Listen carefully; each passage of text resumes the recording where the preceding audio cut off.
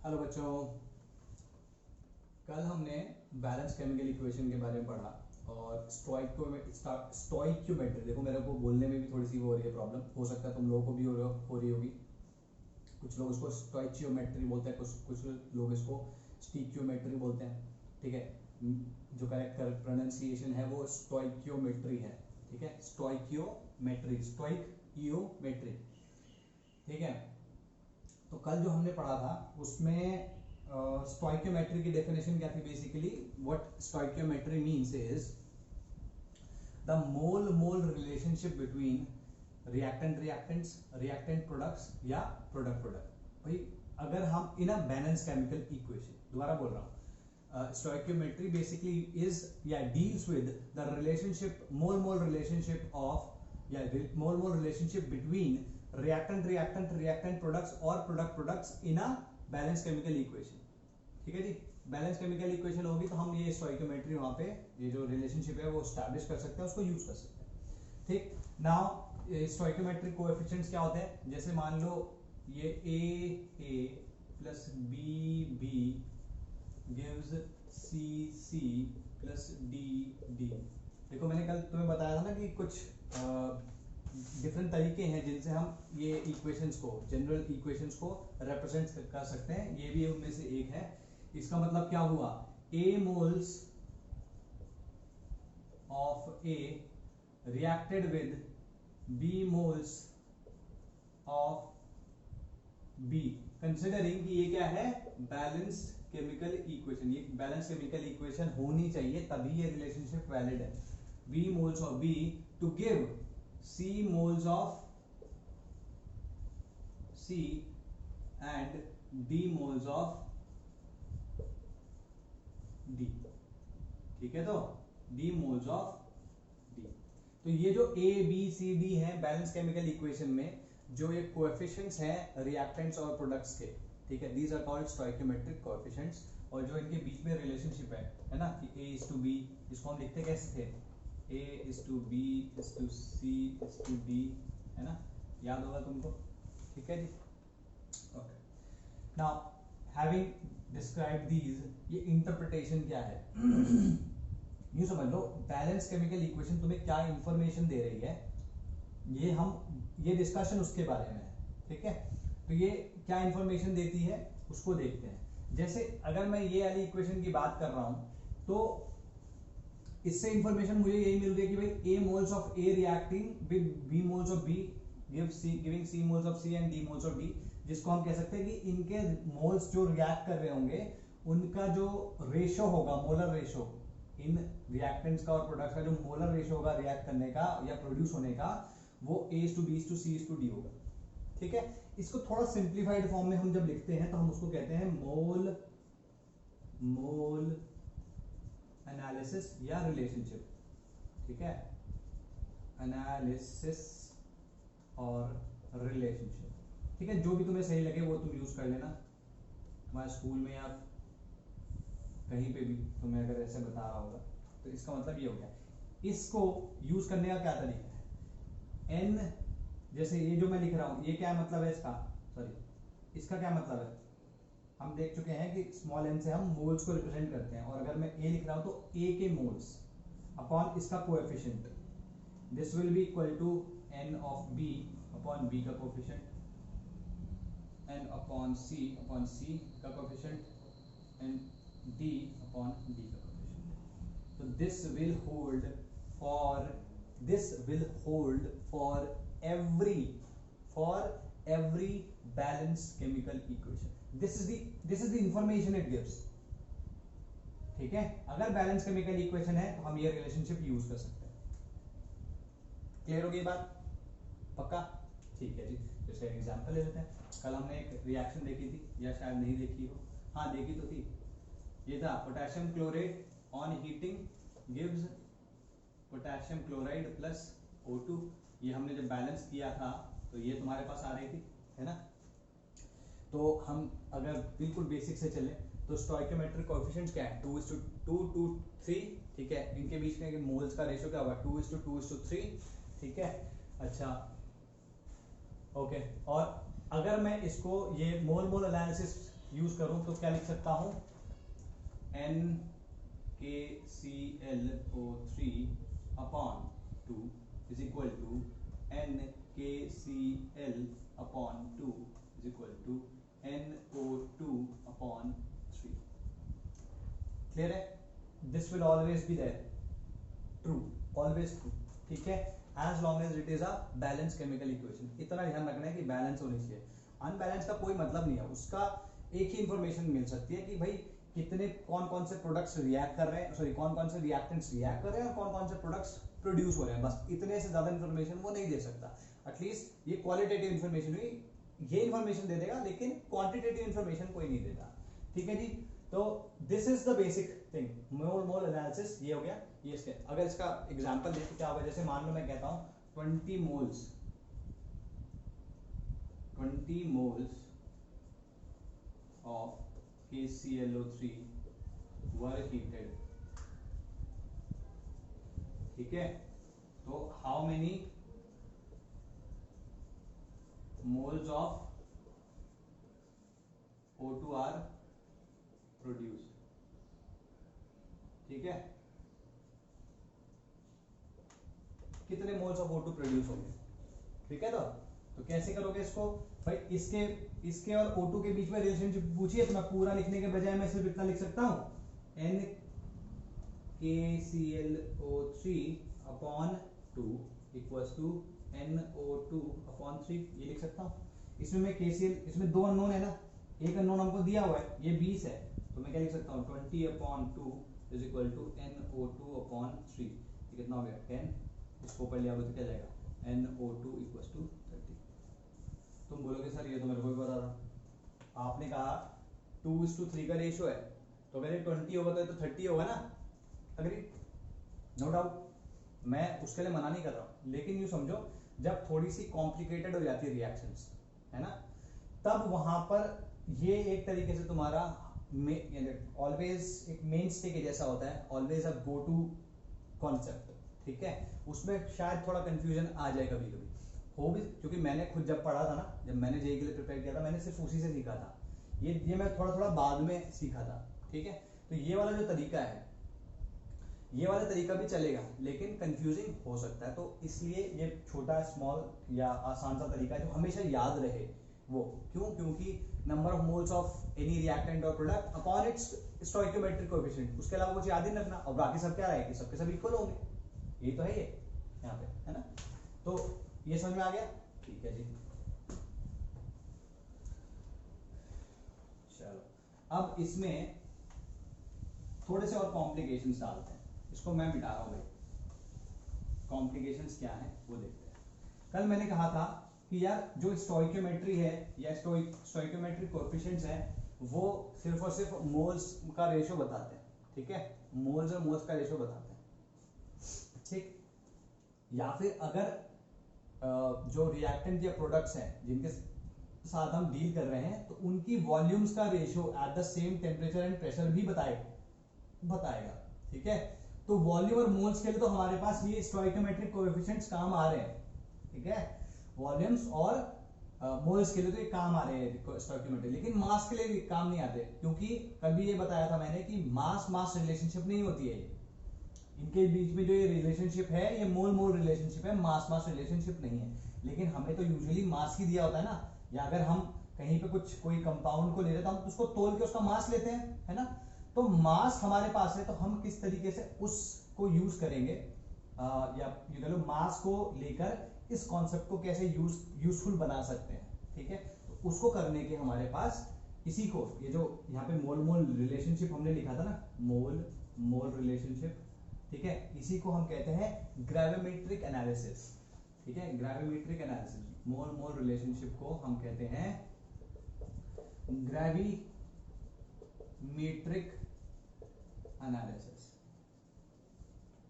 ठीक है जी, gravimetric analysis. Okay, तो ये तीन प्रकार की होती है। पहली होती है मास रिलेशनशिप। ठीक है, मास रिलेशनशिप सबसे पहले। तो मास रिलेशनशिप का मतलब क्या हुआ, देखो CaCO3 CaO प्लस CO, मतलब अगर मैं इसको हीट करूं CaCO3 को तो क्या देता है CO, मतलब कैल्शियम ऑक्साइड, ठीक, और CO2 दे देता है। ये सबको पता होगी ये रिलेशनशिप या ये reaction. Now mass mass relationship का मतलब क्या है कि किसी भी एक का, ये बैलेंस है कि नहीं है, बैलेंस है ना, ठीक है, बैलेंस है, तो किसी भी बैलेंस केमिकल इक्वेशन में हमें अगर एक रिएक्टेंट या एक प्रोडक्ट का मास दिया है तो हम बाकी सबके मासेस या जो वॉल्यूम्स है वो निकाल सकते हैं, ठीक है। अगर मेरे को इसका मास दे दिया तो मेरे को किसी भी इन दोनों में से किसी का भी मास पूछेगा, मैं निकाल सकता हूं एग्जांपल के तौर पे, ठीक है। मास मास रिलेशनशिप है, मेरे को बोला 50 ग्राम CaCO3 हीटेड, ठीक है जी। अभी पूछ रहा है ग्राम्स ऑफ या weight of CO2 produced, CO2 कितना मिला, ठीक है। हालांकि तुम कहोगे कि सर ये तो बहुत ही सिंपल क्वेश्चन है ना, तो सिंपल भी तो कराना है पहले, अब वैसे भी बाकी जो भी कराऊंगा वो भी सिंपल ही है, कोई प्रॉब्लम नहीं है भाई, ठीक है। तो ये तुम्हारा 50 ग्राम्स हो गया। तो अभी क्या है, यहाँ पे हमारे पास 50 ग्राम्स दिए हैं, तो कल मैंने तुम्हें बताया था अगर मास दिया हो तो उसको पहले मोल्स में चेंज कर लो। तो मोल्स में कैसे चेंज करेंगे, CaCO3 का मास होता है 100, कैलकुलेट करके देख लेना। तो हमारे पास यहाँ पे मोल्स कितने आ गए, NCaCO3 कितना आ गया 1/2, ठीक है। हमसे पूछा किसका है, CO2 के मोल्स पूछे हैं, ठीक। इसके हाफ मोल्स आए हैं, CO2 के मोल्स NCO2, ठीक है। अब मैं जो मोल मोल रिलेशनशिप हमने पढ़ी थी वो यूटिलाइज करके निकाल सकता हूँ। देखो भाई इसमें अगर हम इसके कोएफिशिएंट्स देखें तो दोनों के 1 है, हमें वो मोल मोल रिलेशनशिप यूज करने की जरूरत नहीं है। क्यों, क्योंकि अगर इसका एक मोल टूटेगा तो उसका एक मोल बनेगा, वो साफ साफ दिख रहा है। तो हम यहाँ पे ना भी यूज करें उसको तो भी कर सकते हैं कि इसका हाफ मोल है तो इसके भी कितने मोल बनेंगे, हाफ ही मोल बनेंगे। अगर इसका हाफ मोल टूटा तो उसके हाफ मोल बनेंगे, ये क्लियर है। अगर तुमको तभी भी डाउट है तो कुछ नहीं करने का, इसको क्या करें NCaCO3 upon 1 is equal to NCO2 upon 1। तो 1 से 1 गया तो मतलब क्या हुआ, NCaCO3 इक्वल टू NCO2, वही तो मैं कह रहा हूँ है ना। तो जब कभी भी 1:1:1 का रेशियो हो तो तब ग्रेविमेट्रिक एनालिसिस तुम ना भी लिखो तो भी कोई फर्क नहीं पड़ेगा, सीधे सीधे तुम्हारा आंसर आ जाएगा, ठीक है। तो इसमें अगर तुम देखो तो इसके मोल्स और इसके मोल्स इक्वल है, इसका मतलब उसके हाफ मोल्स हुए, ठीक है। तो अगर मैं इसके मास की बात करूं तो क्या आएगा, हाफ मोल इनटू इसका मोलर मास MCO2 कितना होता है, हाफ इनटू 44, कितना आ गया ये 22 ग्राम, ठीक है। तो हमें मास दिया था इसका, मास पूछा था इसका, लेकिन मास मास रिलेशनशिप थोड़ी रहती है हमारे पास, तो मोल मोल रिलेशनशिप थी, तो हमने इसको मोल में कन्वर्ट किया, फिर वहां से मोल्स निकाले और फिर उसको मोल्स को फिर से मास में कन्वर्ट कर दिया, ठीक है। अब मान लो CaO का ऐसे पूछूं तो CaO का भी क्या है, इसके जितने मोल्स है उतने ही इसके मोल्स भी होंगे, तो इसके भी हाफ मोल्स होंगे। और अगर मैं इसका मास पूछूंगा WCaO कितना आएगा, ये 1/2 इंटू इसका होता है 56, कितना है 28, ठीक है। हालांकि वैसे इसको करने के लिए तुम्हें अगर मान लो मैंने दोनों का पूछा होता तो तुम्हें ये करने की जरूरत नहीं होती, तुमने 50 ग्राम लिए थे, 50 ग्राम में से जब तुमने पता लगा लिया कि CO2 के 22 ग्राम आ रहे हैं तो law of conservation of mass use कर लो भाई। अगर इसके 50 ग्राम है, इसके 22 ग्राम है, तो इसके तो 28 ग्राम बने होंगे ना, क्योंकि 28 और 22 50 है ना, 28 and 22 50, गॉट इट। तो सिंपल सी चीज है, इस तरीके से भी कर सकते हो, लेकिन ठीक है हर जगह यूज नहीं होगा। मैं तो कह रहा हूं कि using your presence of mind you could have avoided this calculation, ठीक है जी। तो ये तुम्हारा मास मास रिलेशनशिप हो गया। चलो जी, अब हम बात करते हैं second one is mass volume relationship, mass volume relationship, ठीक है। मैं कह रहा हूं 5 ग्राम CaCO3 हीटेड, ठीक है। तो how many liters of CO2 produced at STP, ध्यान रखना STP पे क्या होती है मोलर वॉल्यूम 22.7, ठीक है। तो हम इसे कैसे करेंगे, हम पहले इसको अगेन द सेम थिंग, इसको पहले मोल्स में कन्वर्ट करेंगे। तो इसके मोल्स कितने हो गए, NaCO3 कितने हुए भाई, ये 5/100 विच इज इक्वल टू 1/20। ठीक है, अगेन हम कह सकते हैं कि भाई इसके भी 1/20 मोल्स हैं। ठीक है जी, 1/20 मोल्स है। ठीक, अगर ये 1/20 मोल्स है, अच्छा अभी इसको मास में तो कन्वर्ट नहीं करना है, इसको वॉल्यूम में कन्वर्ट करना है, वो भी एसटीपी। हमें पता है एक मोल की जो वॉल्यूम होती है that is 22.7 litres at STP. तो 1/20 मोल्स की क्या होगी, तो VCO2 STP, ठीक है, इज इक्वल टू 1/20 जो उसके मोल्स हैं इनटू उसकी molar volume which is 22.7 litres. It comes out to be equal to 1.135 litres. ठीक है, तो क्लियर हुई ये बात। तो सिंपल था ना, हमने बस इसको कन्वर्ट किया, आ गया।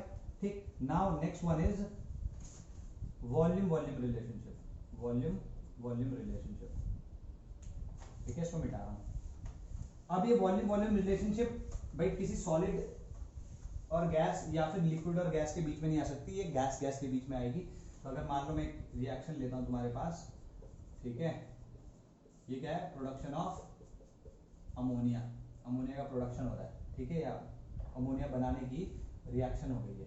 ठीक है, तो हम इसमें अगर ध्यान से देखें तो देखो, ये तुम्हें गेल-लुसाक्स लॉ भी याद होगा, बट स्टोइकियोमेट्रिक कोएफिशिएंट्स के बेसिस पर अगर हम कहें तो 1:3:2 का मोलर रेशो है, लेकिन वही ये मोल रेशो है, मोल रेशो, लेकिन यही रेशो तुम्हारा वॉल्यूम का भी होगा, वॉल्यूम रेशो क्या होगा, 1:3:2। क्लियर हो गई ये बात। ठीक है, अगर ये कहता है N2 कि मैंने 2.27 लीटर्स लिए एट एसटीपी, ठीक है, और मैंने इसको रिएक्ट कराया, ठीक, और रिएक्ट करा के मेरे को कितने मोल्स ऑफ, या सॉरी कितने, हाउ मेनी लीटर्स या वॉल्यूम NH3 एट एसटीपी मिलेगी। ठीक है, मुझे एसटीपी पे NH3 के कितने मोल्स मिलेंगे। ठीक है, कंसिडरिंग कि वो गैस ही रहेगा तब। ठीक है, कंसिडरिंग उसका बॉइलिंग पॉइंट मेल्टिंग पॉइंट भी डिफरेंट हो सकता है, उसको अभी छोड़ दो। कंसिडरिंग कि ये गैस होगा इस टेम्परेचर पे जो मैं बता रहा हूँ। ठीक है, तो एसटीपी पे पूछ लेते हैं, या अगर मान लो ये नहीं है तो चलो ठीक है, तुम्हें कंफ्यूजन होगा तो हम ये कह सकते हैं कि VH2 एट एसटीपी, मतलब इससे रिएक्ट करने के लिए कितना H2 की जरूरत पड़ी होगी। ठीक है, ये हमारे पास क्वेश्चन है। तो हमने देख लिया कि यहाँ पे मोल का रेशो और जो वॉल्यूम का रेशो होगा वो सेम होगा, मैं इसे मिटा रहा हूँ।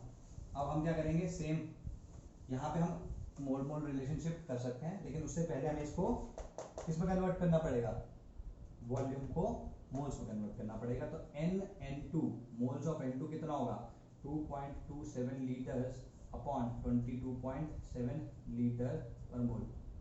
ठीक है, कितना आएगा, 1/10 आ गया। तो N2 1/10 आ गया। अच्छा, अब ये पूछ किसका रहा है, H2 का, तो अब NH2 हमको पता नहीं है। ठीक है, तो कैसे निकलेगा, देखो भाई, इसमें अगर मैं इन दोनों के बीच में रिलेशनशिप लिखूं तो क्या आएगा, N2 upon 1 equals to NH2 upon 3।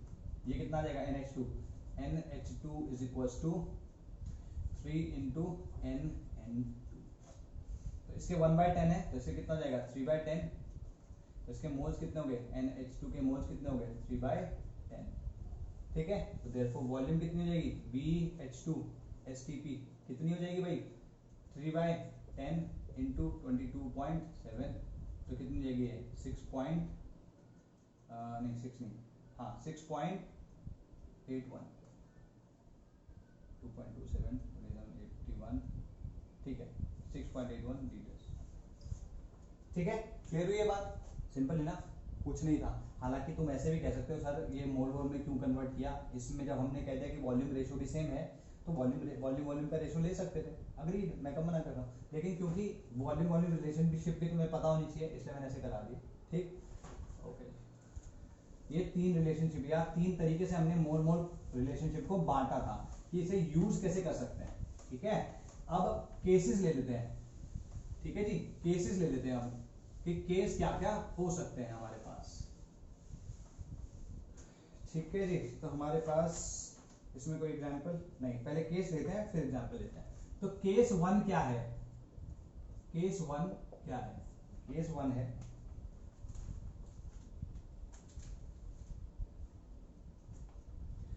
Case 1 is one single reactant.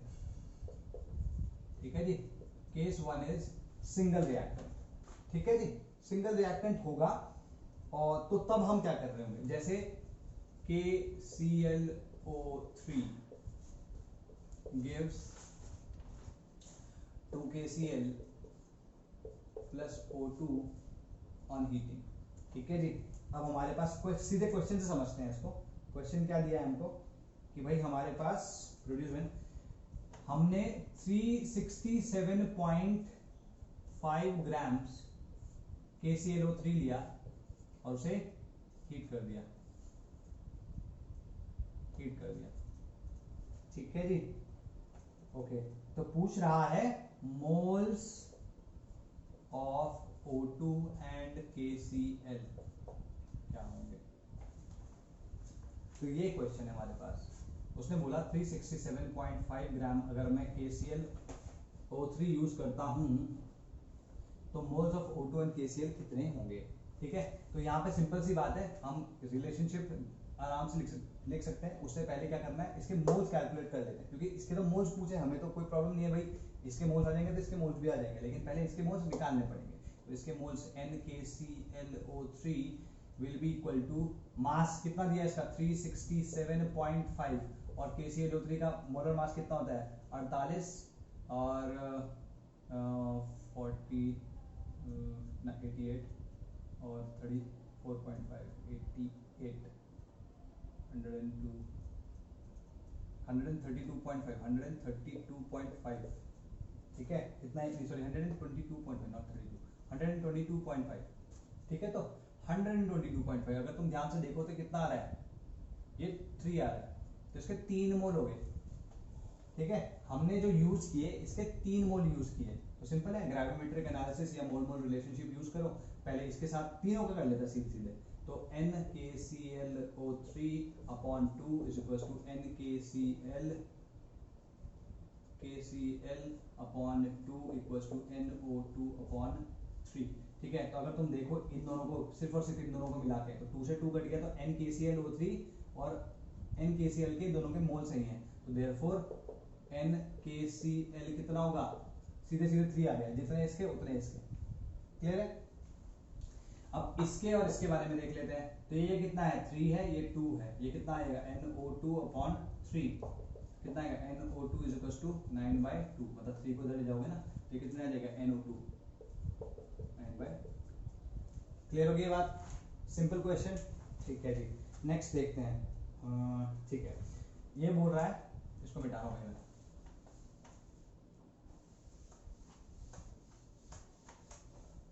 Next question ये कह रहा है, ठीक है, ये वाला क्वेश्चन तो ऑलरेडी हम कर चुके हैं, लेट्स डू दिस। क्वेश्चन क्या है, क्वेश्चन है Ag2CO3 अगर कभी भी हम इसे हीट करेंगे, ठीक है, इनके बारे में भी बता दूंगा कि कौन से वाले को हीट करके क्या मिलता है, वो भी मैं बता दूंगा। अभी के लिए बस ये जान लो कि कभी भी अगर तुम Ag2CO3 को हीट करोगे, है ना, तो तुम्हें हमेशा Ag मिलेगा, मतलब जो सिल्वर मिलेगा, साथ में CO2 मिलेगा, प्लस एक मिनट कितने CO2 हो गए, Ag2CO3 and plus half O2 मिलेगा। अगर तुम ध्यान से देखो तो यही आ रहा है, ध्यान से देखो, 2 Ag 1 कार्बन 3 ऑक्सीजन 2 और 1 3। ठीक है, तो ये बैलेंस कर दी मैंने साथ साथ ही। अब तुम पूछ सकते हो कि सर ये कैसे किया, तो मैं तुम्हें बता चुका हूँ, एक हिट एंड ट्रायल तो मैं कर ही लेता हूँ, और वैसे भी जो तुम्हें वहां पे तरीका दिया है ना कि एक एक करके बैलेंस करो, तो वही तरीका जो तुम्हारे NCERT में दिया है वही मैं यहाँ पे यूज कर रहा हूँ। वो अलग बात है कि थोड़ी सी प्रैक्टिस होगी तो देख के समझ में आ जाता है। ठीक है, तो you need to practise that. उसके भी कुछ हो सकता है क्वेश्चन, तो मैं वो दे दूँ तुमको। ठीक है जी, तो ये सॉलिड था, ये भी सॉलिड था, ये गैसियस, ये गैसियस।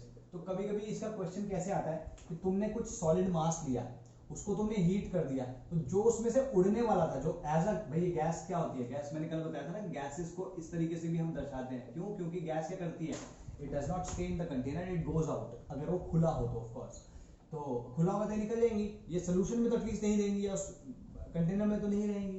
तो इसका मतलब क्या होता है कि हमने कुछ, इसको क्वेश्चन कैसे आता है कि हमने कुछ किसी कंपाउंड का कोई मास लिया और हमने उस कंपाउंड को हीट किया, अच्छे से हीट करने के बाद उसका कुछ रेजिड्यू हमारे पास बच गया, जो रेजिड्यू बच गया वो कितना था, या ये पूछ लेगा कि जो मास उड़ गया वो कितना था, या गैसियस मास उसमें कितना था, इस तरीके से क्वेश्चन आते हैं। तो ये क्वेश्चन क्या है, इसमें दो चीजें पूछ रहा है हमसे। पहला क्या पूछ रहा है, first is weight of residue obtained, देखो वही क्वेश्चन जो मैं बोल रहा था, रेजिड्यू ऑब्टेन्ड। पहले जब जेईई में क्वेश्चन आते थे ना, जो बहुत पहले वो सब्जेक्टिव पेपर होता था, उसमें क्या करेगा, वो ऐसे ही रैंडम बोल देगा कि ए का इतना इतना ग्राम हमने हीट कर दिया और वो ऐसा ऐसा हो गया, ठीक, मतलब उसमें से इतने ग्राम रेसिड्यू मिला, वो बताता भी नहीं था कि कौन सा कंपाउंड है और कौन क्या उसका रेसिड्यू मिल रहा है, ठीक है। तो हमें उस लेवल तक पहुंचना है कि वो कुछ और ऐसी इंफॉर्मेशन दे तो उससे भी हमें पता चल जाए कि ये कंपाउंड कौन सा है, ठीक है, वो धीमे धीमे आएगा। When 55.2 grams of Ag2CO3 is heated, पहली बात तो उसने बोली ये, ठीक है। दूसरा उसने क्या बोला है, उसने बोला है total volume of gases evolved, ठीक है, एट STP, ठीक है, total volume of gas evolved at STP। तो एक एक करके लेते हैं।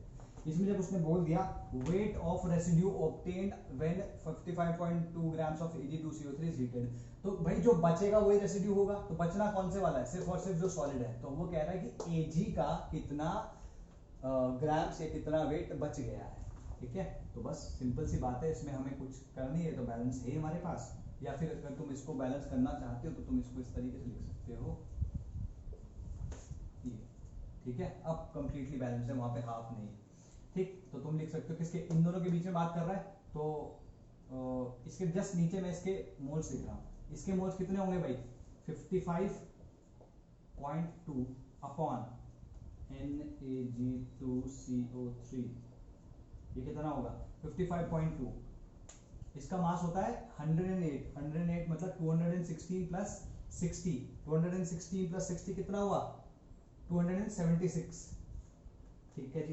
तो 276, क्लियर होगी बात। ये कितना आया, ये एग्जैक्टली 1/5 आ रहा है, ध्यान से देखो तो 27 को ट्वाइस कर दो तो ठीक है 1/5 आएगा, ये तो 1/5 आ गया, ये कितना है हमें नहीं पता अभी, ठीक, NAG। तो इसका वही ग्राविमेट्रिक एनालिसिस या मोल मोल रिलेशनशिप NAG2CO3 अपॉन कितना है इसका 2 इक्वल्स टू NAG/4 आ जाएगा, है ना। इसका मोल्स अपॉन इसका स्टोइकियोमेट्रिक कोएफिशिएंट, इसका मोल्स अपॉन इसका स्टोइकियोमेट्रिक कोएफिशिएंट, ठीक है। तो ये कितना है, ये 1/2 इंटू 1/5 हो गया, या फिर छोड़ो इसको तुम ऐसे लिख लो 1/5 अपॉन 2 इक्वल्स टू NAG/4। तो 4 से इसको मल्टीप्लाई करोगे तो क्या आएगा 1/5 इंटू 2 आ जाएगा, ठीक है, NAG which is equals to 2/5। तो 2/5 मोल्स ऑफ Ag, तो 2/5 मोल्स ये कितना जाएंगे 2/5, तो वेट Ag कितना हो जाएगा 2/5 इंटू इसका मोलर मास। तुम बोलोगे सर यहाँ तो 4 है, मैं 4 से मतलब 4, क्या मैं इसको इसके मोल्स को 4 इंटू 108 से मल्टीप्लाई करूं, नो, दिस इज इनकरेक्ट। तुम 4 इंटू 108 से मल्टीप्लाई नहीं करोगे, जो जितना भी आया इस सब का मास जो है वो 2/5 मोल्स इंटू 108 आएगा। तो कभी भी अगर करोगे ऐसे तो इसके स्टोइकियोमेट्रिक कोएफिशिएंट से कंफ्यूज नहीं होना है, इसको स्टोइकियोमेट्रिक कोएफिशिएंट से कंफ्यूज नहीं होना है भाई, ठीक है। ये कुछ भी हो, x हो, y हो, 1 करोड़ हो, 10 करोड़ हो, कुछ भी हो, ठीक है। तुमको क्या करना है, सिंपल इनके मोलर मासेस से डिवाइड या मल्टीप्लाई करना है। इसके इतने मास दिया था, इसके मोलर मास से डिवाइड कर दिया। हमने ट्वाइस इसके मोलर मास से डिवाइड किया? नहीं, हमने जब इसके मोल्स आ गए तो हमने इसके मोलर मास से मल्टीप्लाई किया, 4 टाइम्स इसके मोलर मास से मल्टीप्लाई नहीं किया। ठीक है, तो आंसर क्या आ जाएगा इसका, निकाल के करके देख लो कितना आएगा ये। 8 चौक 32, 4 400 और 32 432 हुआ ना, तो 43.2 आएगा इसका। ठीक है, तो are we clear? So this is what you have. Okay good. Next question जो है उसने बोला है टोटल वॉल्यूम ऑफ गैसेस। अब जब ये गैसेस के वॉल्यूम की बात कर रहा है तो गैसेस बोल रहा है, गैस नहीं, और ऑल द गैसेस इवॉल्व है ना, तो 2 गैसेस इवॉल्व हुई हैं यहाँ पे, तो दोनों के मोल्स को अगर हम ऐड करके तब उसके मोलर वॉल्यूम से मल्टीप्लाई करें तब हमारा आंसर है। इंडिविजुअली भी करोगे तो भी सही नहीं आएगा, वो कर लेते। देखो भाई यहाँ पर कितने मोल्स थे इसके, अभी हम कर चुके हैं ऑलरेडी, तो 1/5 मोल्स थे।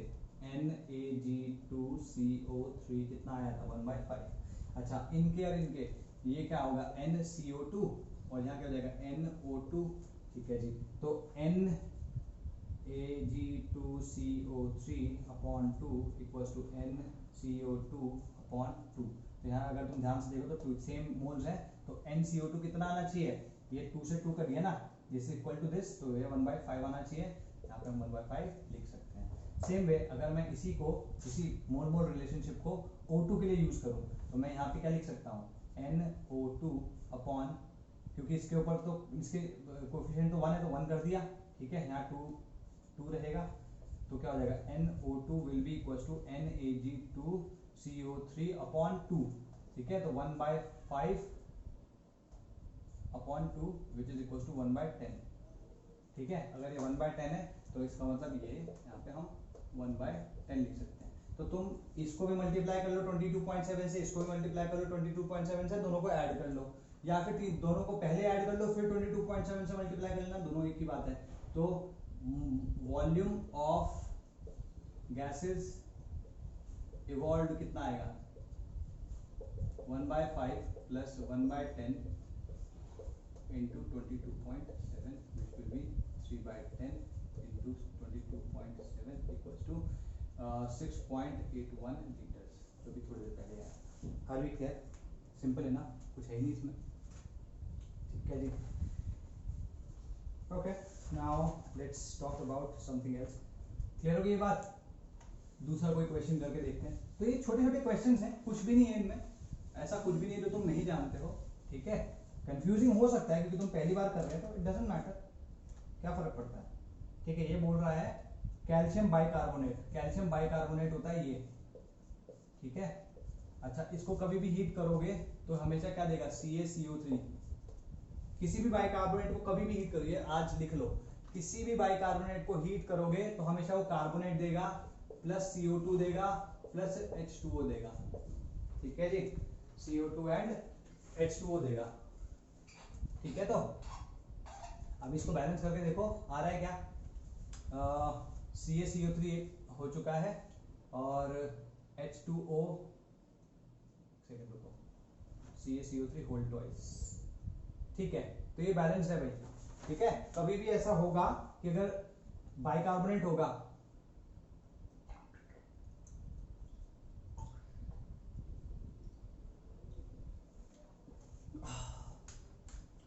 बाइकार्बोनेट कभी भी होगा, उसे हीट करोगे तो हमेशा कार्बोनेट मिलेगा, प्लस CO2 मिलेगा और H2O मिलेगा।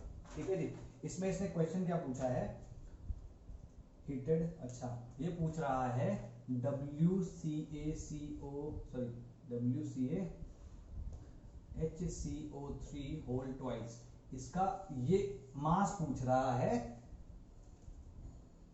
Heated to obtained 2.4 into 10 raised to 23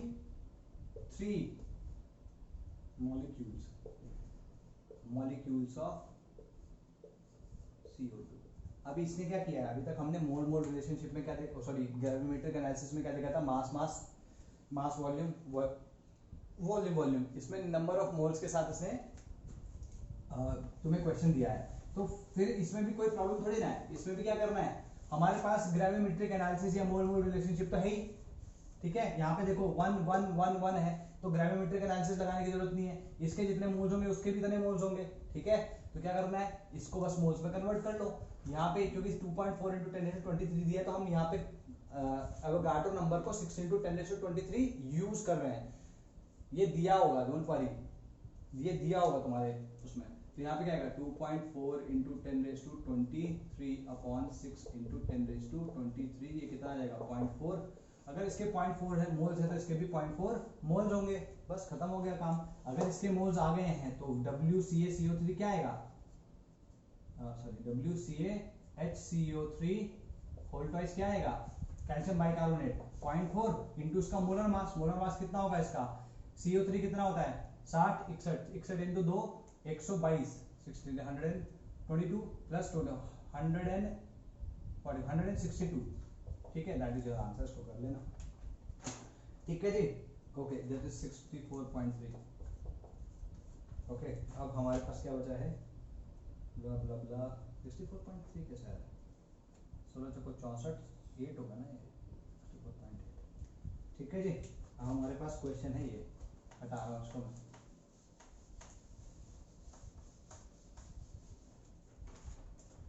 मान लो हमारे पास एक कोई जेनरिक इक्वेशन है 3C + 5C। तुम अभी भी जितने भी मैं करा रहा हूँ उसमें सब में देख रहे होगे कि एक ही रिएक्टेंट है, एक ही रिएक्टेंट कुछ प्रोडक्ट्स दे रहा है। ठीक है, तो ये बोल रहा है मोल्स ऑफ ए, Na को बताओ when 7 sorry to produce 7 moles of C के 7 मोल्स प्रोड्यूस हो रहे हो तो बताओ। कुछ नहीं करना, इसमें एक दूसरा तरीका बता देता हूं, मतलब उसी तरीके को तुम थोड़ा सा अलग तरीके से यूज कर पाओ। देखो, जब कभी भी इसके मोल्स दिए हैं, इसके मोल्स कितने दिए, अच्छा सॉरी इसके मोल्स से पूछे हैं, इसके मोल्स Na है, हमें नहीं पता कितने हैं, इसके मोल्स दिए हुए हैं।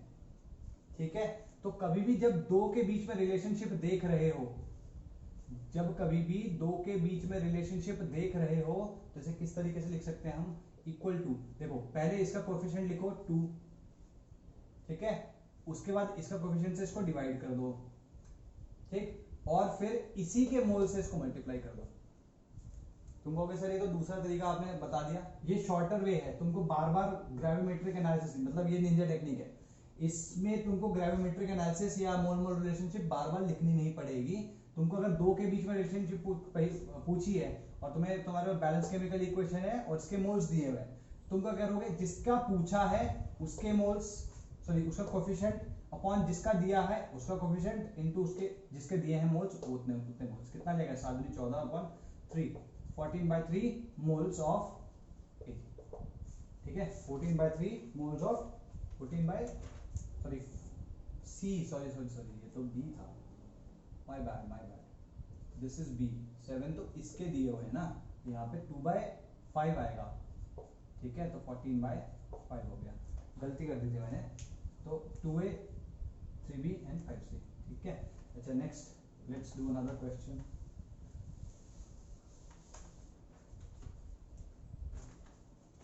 लेट्स से हमारे पास यही है, NH3 को हमने हीट किया, उसको ब्रेकअप कर दिया, तो N2 और H2 में ये ब्रेकअप हो गया। ठीक है, अब ये हमसे पूछ रहा है calculate the weight of H2 produce. अच्छा, इसके हमने 85 ग्राम्स बर्न किए हैं, हमें इसका WH2 चाहिए है।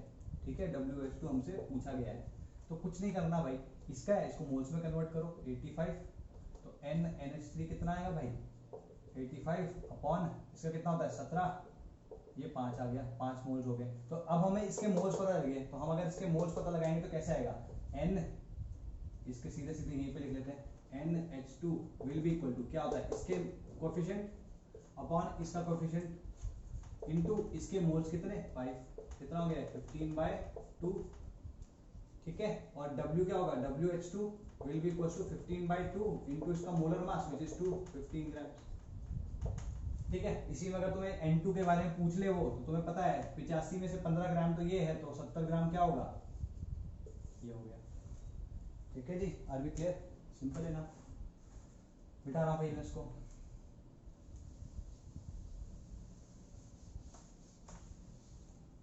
सेम वे तुम्हारे पास ये ammonium dichromate NH4 whole twice Cr2O7। हमने क्या किया, इसको हीट किया तो हमें N2 मिला और एक ग्रीन रेजिड्यू मिला हमें Cr2O3 का, और साथ में वाटर मिल गया अपने को। ठीक है, साथ में वाटर मिल गया अपने को। ठीक है जी, तो ये ग्रीन रेसिड्यू है, ग्रीन रेसिड्यू है, सॉलिड है, ये तो वाटर और ये दोनों निकल जाएंगे, तो हमें ग्रीन रेसिड्यू ये मिला है। ठीक है, ओके। तो अब ये क्या पूछ रहा है हमसे कि ओके, जो ग्रीन रेसिड्यू मिला है हमें वो 3.04 ग्राम्स मिला है। ठीक है, तो हमसे पूछ रहा है कि wait NH4 whole twice Cr2O7। ठीक है, क्लियर होगी बात। तो क्या करना है, इसको भी मोल्स में कन्वर्ट कर लो तो कितना आएगा, ACr2O3 will be equal to 3.04 upon, देखो 52 होता है इसका, किसका, Cr का, तो 52 104, और ये कितना था 48 42 कितना 152 को अगर हम देखें तो ये कितना आ रहा है, जस्ट 1/5 आ रहा है। तो अगर ये 1/5 है तो यहाँ पे देखो ध्यान से कि ये 1:1:1:4 है, तो इसमें अगर 1:1 का रेशियो है तो चाहे तो तुम ग्रेविमेट्रिक एनालिसिस करके करो तो भी सेम आएगा, नहीं भी करोगे तो भी सेम आएगा। तो इसके 1/4 मोल्स हैं तो इसके भी 1/5 मोल्स ही होंगे।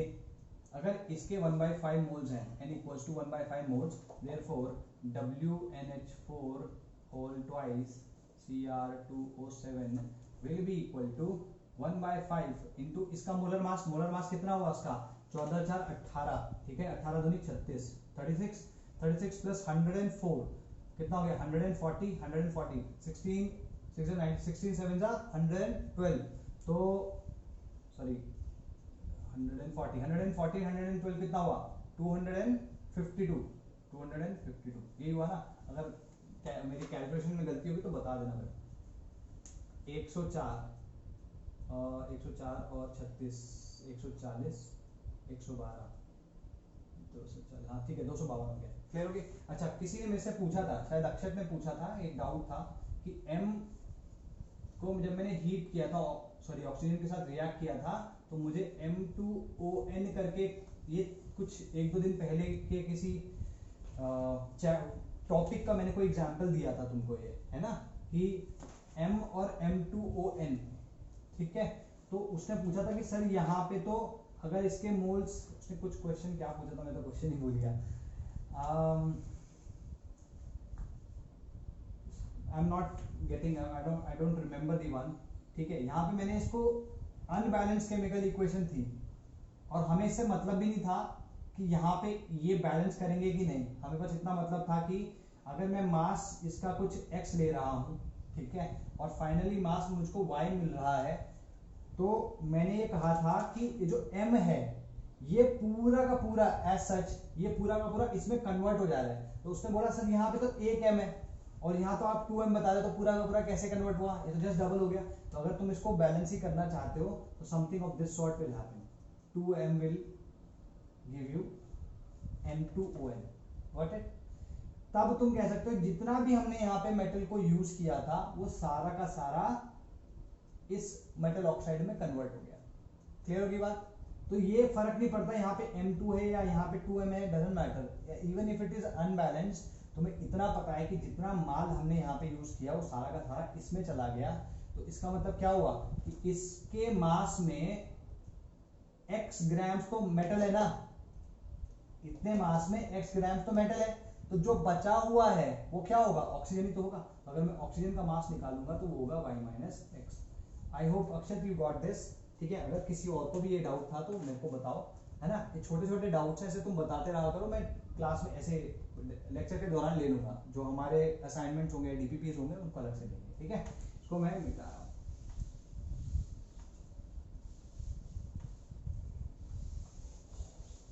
ठीक है जी, अब हम बात करते हैं, let's talk about the second case, case 2। कितना टाइम हो गया भाई, ज़्यादा तो नहीं हो गया, 44, आई होप ये जल्दी हो जाए।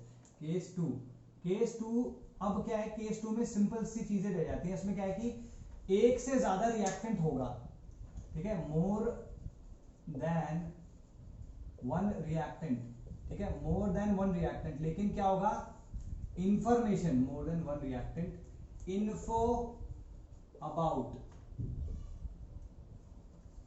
Only one reactant is given.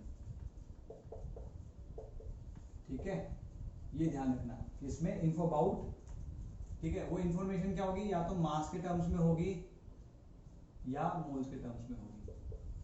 ठीक है, लेकिन जो भी इंफॉर्मेशन दी होगी हमेशा एक के ही बारे में दी होगी, और रिएक्टेंट एक से ज्यादा होगा, 2 हो सकते हैं, 3 हो सकते हैं, 4 हो सकते हैं, 10 हो सकते हैं, लेकिन एक से ज्यादा होगा।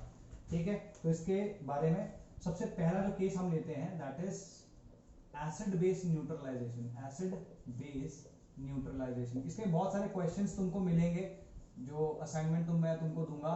तो एसिड बेस न्यूट्रलाइजेशन में होता क्या है, तुम एक एसिड को लेते हो और उसे किसी बेस के साथ, भाई एसिड बेस तुमको बताओगे नहीं, इतना तो मैं अज्यूम कर लूं ना कि एसिड बेस क्या होता है। अगर मैं बोलूं HCl क्या होता है, एसिड होता है। ठीक है, वाटर क्या होता है, वाटर एसिडिक भी हो सकता है, बेसिक भी हो सकता है, एम्फोटेरिक है। और NaOH क्या होता है, NaOH इज अ बेस। ठीक है, तो एसिड और बेस, अभी आई एम अज्यूमिंग कि तुम्हें उतना पता होगा, और बहुत टिपिकल क्वेश्चंस भी नहीं दूंगा, बेसिक्स के बारे में दूंगा। ठीक है, तो एसिड और बेस जब भी मिलेंगे तो हमेशा एक सॉल्ट बनाएंगे और साथ में हमें जीवनदायी पानी दे देंगे। ठीक है, ओके, तो इसमें कुछ क्वेश्चन करते हैं। ठीक है, ये बेसिक रहेगा हमेशा। एग्जाम्पल है कि हमने HCl को NaOH से रिएक्ट कराया, तो पहले HCl को NaOH से रिएक्ट कराया तो क्या मिलेगा वो देखते हैं। HCl को NaOH से रिएक्ट कराया तो H और OH मिलके तो H2O बना देंगे, बचा क्या, Cl और Na, यहाँ पे क्या मिला हमको, NaCl।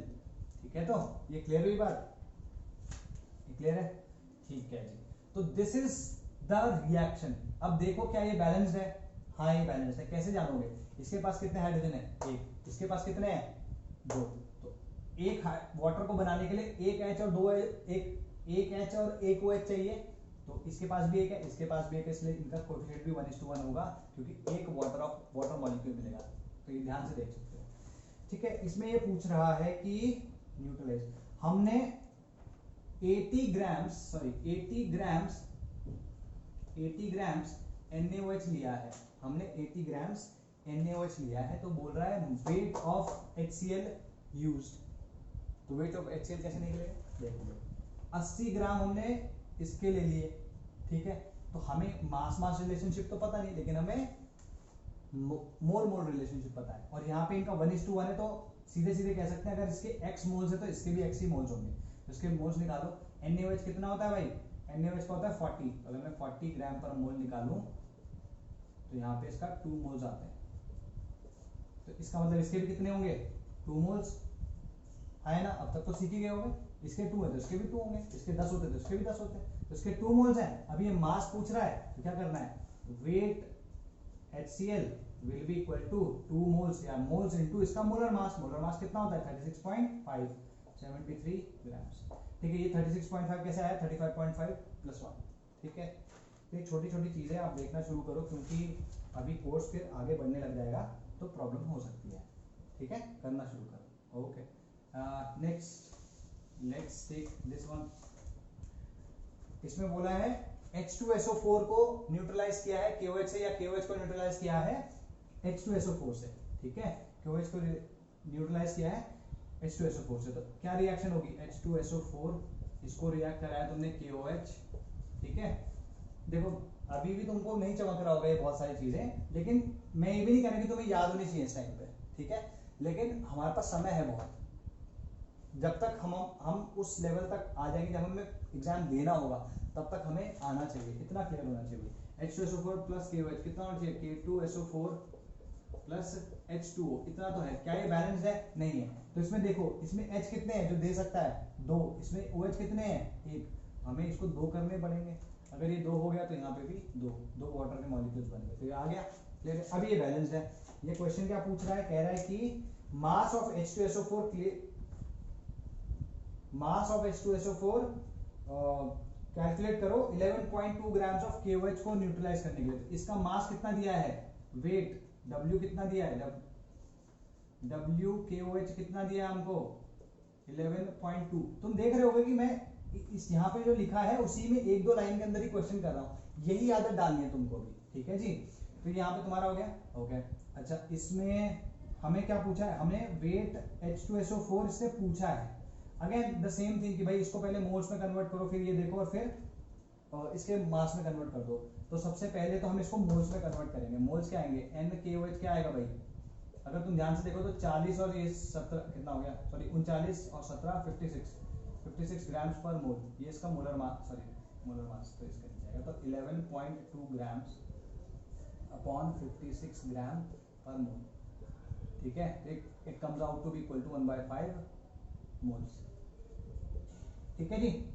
तो अब इसके मोल्स आ गए, अब हम मोल मोल रिलेशनशिप लगा सकते हैं, या फिर वो जो मैंने आसान तरीका बताया था क्या था, इसके मोल्स चाहिए ना हमको, तो मैं लिखूंगा NH2SO4 इसके मोल्स। अच्छा, इसके मोल्स में सबसे पहले इसका कोफिशिएंट आएगा 1, अच्छा फिर इसका कोफिशिएंट आएगा 2, और फिर क्या है, इसके जो मोल्स हैं वो 1/5, कितना आ गए 1/10। तो चाहे तुम ग्रेविमेट्रिक एनालिसिस, सॉरी मोल मोल एनालिसिस भी यूज करोगे तो भी सेम ही आएगा, ठीक है। ये एक छोटा तरीका था, सीधे सीधे इसके मोल्स लो अपॉन इसके मोल्स इनटू, सॉरी इसके कोफिशिएंट अपॉन इसका कोफिशिएंट इनटू इसके मोल्स, ठीक है। आ गया 1/10 आ गया। तो अब इसके मोलर मास से मल्टीप्लाई कर दो, इसका मोलर मास क्या होता है भाई, इसका मोलर मास होता है 98, 9.89, खत्म हो गई बात, ठीक है। तो इसको मिटा देते हैं हम। इसी तरीके से बाकी और भी हैं दो तीन, क्या है हमारे पास yes, okay. So we have, अब ये एसिड बेस नहीं है, अब ये नॉर्मल आ चुकी है, एसिड बेस न्यूट्रलाइजेशन नहीं है। अब बी तुम कह सकते हो oxidation of elements. In fact in general यहाँ पे जो ऑक्सीडेशन हो रहा होता है वो मेटल्स का ही हो रहा होता है, ठीक है। तो उसमें देखो 4Al, हालांकि जो मैं यहाँ पे लिख रहा हूँ ऐसा नहीं कि सिर्फ यही होंगे, as long as you have more than one reactant and information about just one reactant out of them is given, तुम ये क्वेश्चन कर सकते हो। जैसे मतलब तुम ये कॉन्सेप्ट लगा सकते हो, जिस तरीके से मैं अप्रोच कर रहा हूँ वैसे ही तुम उसको भी अप्रोच कर सकते हो। वो जरूरी नहीं है कि वो एसिड बेस रिएक्शन ही हो या कोई ऑक्सीडेशन रिएक्शन हो, ठीक है। 3O2 गिव्स, अच्छा रुक जाओ पहले, अगर मैं इसको ऑक्सीडाइज करूँ तो मेरे को ये मिलेगा, तो अगर मैं इसको बैलेंस करूंगा तो क्या आएगा, ये 3O2 आएगा और ये 4, ये कल भी हमने बैलेंस करके देखा था, आए ना, ठीक है जी। ये इसमें पूछ रहा है calculate mass of O2 required to burn. अच्छा, इसके हमारे पास 54 ग्राम दिए हुए हैं, तो WAL जो हमें दिया हुआ है वो 54 ग्राम दिया हुआ है, और कहा है कि इसका कितना मास, मतलब WO2 निकालो ताकि मैं इसको पूरा बर्न कर सकूं, 100% बर्न कर सकूं, पूरा का पूरा बर्न कर दो, ठीक है। दैट इज द क्वेश्चन, ठीक। तो अगेन द सेम थिंग, इसमें पहले क्या करना है भाई, NaL निकालना, क्योंकि दिया इसका है ना, तो NaL कैसे निकलेगा, सॉरी 54 अपॉन इसका molar mass which is 27 gram पर mole, it comes out to be equal to 2 moles, ठीक है। अब क्या करना है, इसके मोल्स निकालने ना, तो सिंपल है, NO2 क्या आएगा भाई, NO2 इसका कोएफिशिएंट 3 अपॉन इसका कोएफिशिएंट क्या है 4 इनटू इसके मोल्स कितने 2, कितना हो गया 3/2 मोल्स, 3/2 मोल्स ऑफ O2। तो देयरफॉर अगर मैं WO2 की बात करूं तो कितना रहेगा 3/2 इनटू इसका molar mass 32 which comes out to be equal to 48 grams. Simple, देखो इतने से स्पेस में हो गया ये। तुम्हारी कॉपियां जब मैं चेक करूंगा तो मुझे ऐसा ही चाहिए, ठीक है, बहुत सारा कुछ नहीं करने की जरूरत है, ठीक है। अगर बाय चांस कोई इक्वेशन बैलेंस नहीं हो रही तो मुझसे व्हाट्सएप पे पूछना, बता दूं, ठीक है जी। अच्छा, और दूसरा बोला कि कैलकुलेट सेकंड, इसका सेकंड पार्ट है calculate mass of Al2O3 produce, मतलब इसका कितना मास प्रोड्यूस होगा वो हमसे पूछ रहा है, ठीक है। इसका कितना मास प्रोड्यूस होगा वो हमसे पूछ रहा है। तो क्या करोगे भाई, इसमें कुछ नहीं करना। एक तरीका तो ये है कि भाई सेम, इसमें क्या है 4 2 है ना, तो इसका मोल्स कैसे आ जाएंगे, NaL2O3 2/4 इक्वल 2, इसका कोएफिशिएंट अपॉन इसका कोएफिशिएंट इनटू क्या है, इसका मोलर मास क्या होगा 54 एंड 48 कितना हो 100 54 48 102, कितना आ जाएगा ये 51 है ना, सॉरी 51 ये क्या कर रहा हूँ मैं, 51 क्यों बोल, एक सेकंड रुको, मैंने कोई गलती तो नहीं कर दी। AL2 54, ये तो ठीक ही आ रहा है, ठीक है, मैंने क्या गलती करी, कुछ गलती तो नहीं कर दी मैंने, नो 2/4, अच्छा सॉरी ये 102 क्यों कर रहा हूँ मैं, गलत कर रहा हूँ। इसके कितने मोल्स आए थे, 2 मोल्स आए थे, 2, ये कितना आ जाएगा 1 मोल, अभी तो मोल कैलकुलेट करें ना, WAL2O3 कितना आ जाएगा 1 इंटू इसका मोलर मास कितना है 102 ग्राम्स, ठीक है जी। वैसे तुम यहाँ से ये भी देख सकते थे कि भाई जितना भी ये कन्वर्ट हुआ होगा सारा का सारा इसमें पहुंच गया होगा कि नहीं पहुंच गया होगा, तो इसके कितने मोल्स लिए, कितने ग्राम चाहिए थे 54, इसे कितने ग्राम चाहिए थे 48, फिर 48 प्लस 54 कितना होता है 102, तो जितना हमने यहाँ पे रिएक्ट कराया सारा का सारा प्रोडक्ट में कन्वर्ट हो गया, तो इसका मतलब जितना यहाँ था मास वही मास यहाँ पे आएगा according to law of conservation of mass. तो तुम वो भी यूज कर सकते थे विदाउट लाइक डूइंग दिस, ठीक है, तो you could have avoided this calculation, ठीक है जी। ओके इसके अलावा एक सेकेंड रुको, कुछ तो बताने वाला था मैं तुम्हें,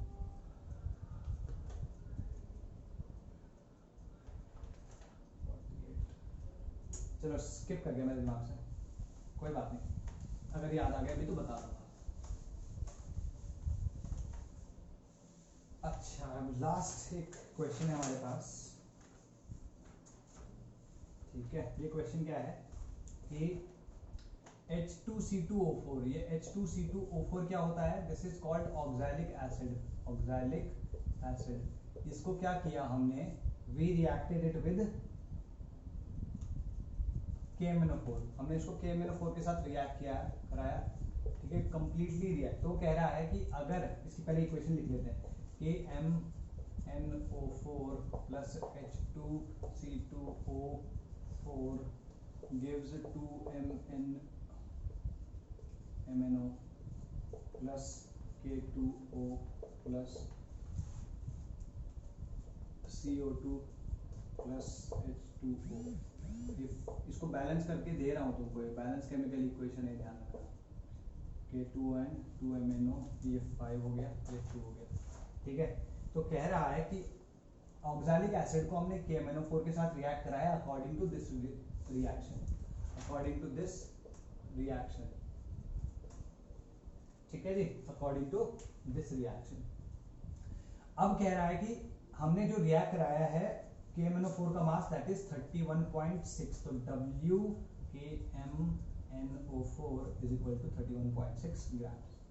तो हमसे पूछ रहा है H2C2O4 का मास कितना होगा to completely react with this, जितना इसका है मास है, उससे कंप्लीटली रिएक्ट कराने के लिए इसका कितना मास होगा, तो हमारे पास हमको H2C2O4 कैलकुलेट करना है, इतना क्लियर हो गया। तो मास मास रिलेशनशिप है, ठीक है, मोल्स में कन्वर्ट करो, यहाँ पे इसके साथ रिलेशनशिप देखो, फिर मास में कन्वर्ट कर दो, इसका मोल्स कैसे करोगे, तो NKMnO4 कितना आएगा भाई 31.6 अपॉन, देखो भाई इसका मास फिर से कैलकुलेट कर लो, ये कितना होता है 39, ये 55 होता है, ध्यान रखना 39 55 कितना हो गया 94, ठीक है, 94 प्लस 64, 94 प्लस 64 तो 158 हो गया, यहाँ पे आ जाएगा 158, तो अगर हम ध्यान से देखें तो दिस इज 1/5, सब जगह 1/5 ही आ रहा है, ठीक है, 1/5 हो गया। तो अब इसके मोल्स निकालने हमें,